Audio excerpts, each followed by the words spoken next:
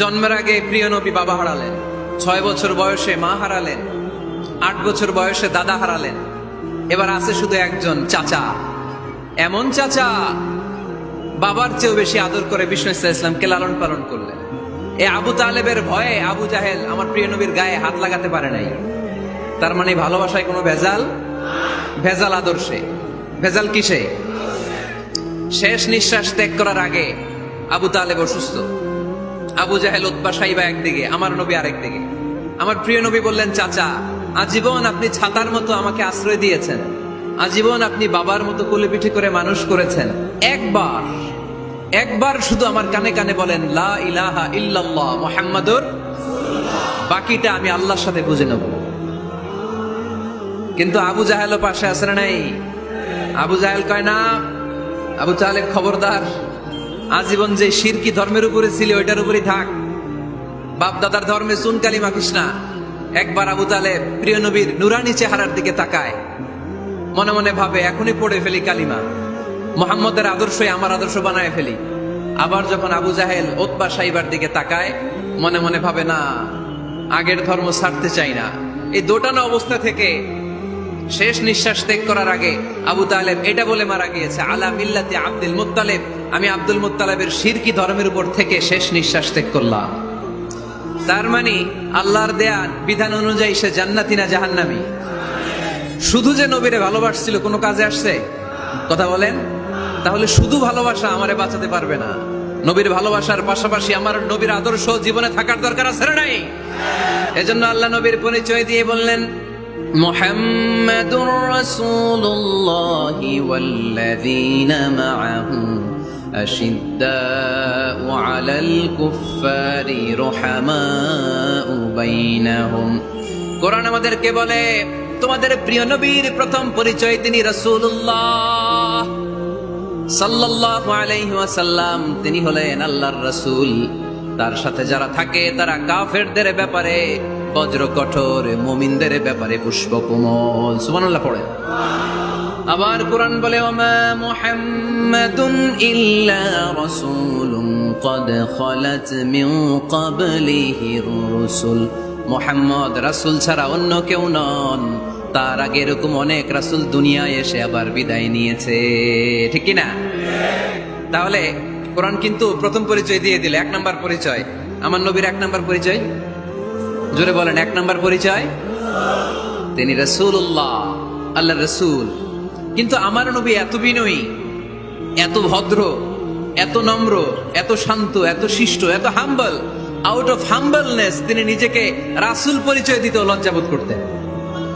তিনি নিজেকে রাসূল পরিচয় দেওয়ার আগে নিজের আরো ছোট করে বলতেন, আমি আল্লাহর গোলাম, তারপরে রাসূল। সুবহানাল্লাহ কইতে পারলেন না? কত ভদ্র মানুষ, কত বিনয়ী মানুষ। যদিও তিনি রাসূল, এইটা তিনি পরে বলতেন, আগে বলতেন ইন্নী আব্দুল্লাহি ওয়া রাসূলুহু, আমি আল্লাহর বান্দা, তারপরে রাসূল। সুবহানাল্লাহ। ইন্নী আব্দুল্লাহ ওয়া রাসূলুহু, আমি আল্লাহর বান্দা এবং আল্লাহর রাসূল।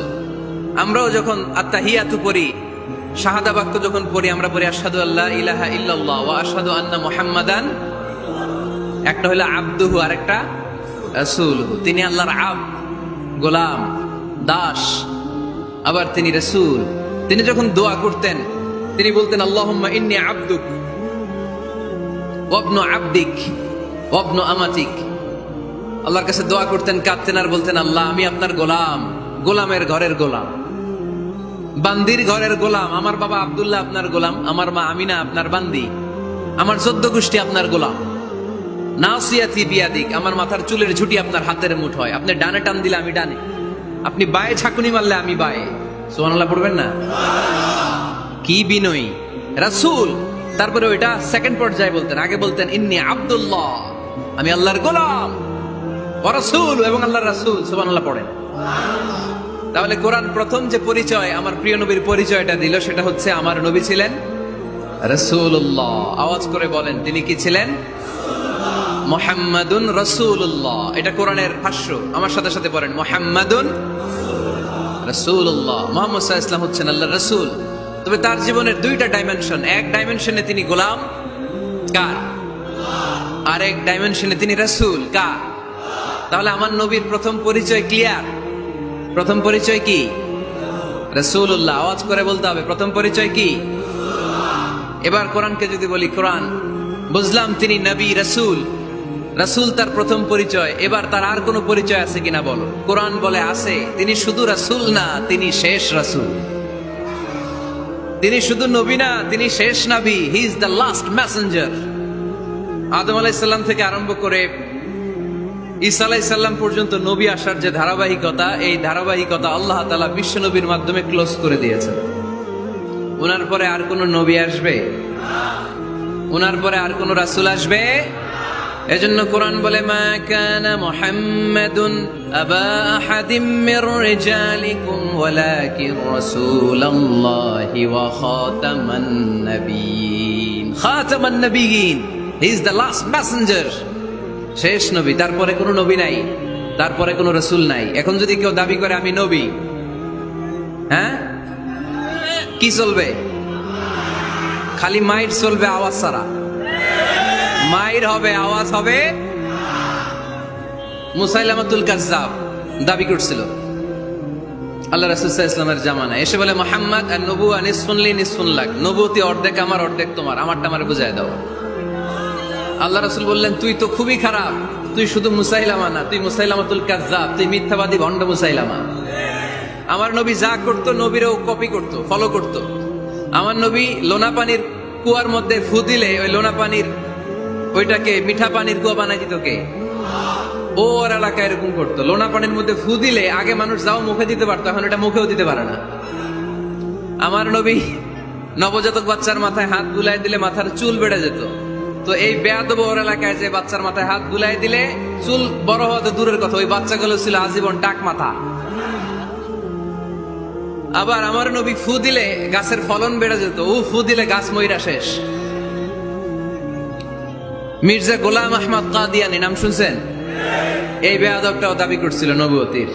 টয়লেটের ভেতরে ও পয়রা মরছে, মেথর দিয়ে ওরে টেনে টেনে উঠানো লাগছে। তাই আমার নবীর সাথে বেয়াদবি করলে ওর সাথে ছাড় নাই, চিল্লায় বলো ঠিক কিনা? শেষ নবী, ওনার পরে নবী নাই। ওনার পরে নবুয়তির দাবি করলে ওর খবর আছে, চিল্লায় বলেন ঠিক কিনা? এজন্য আল্লাহ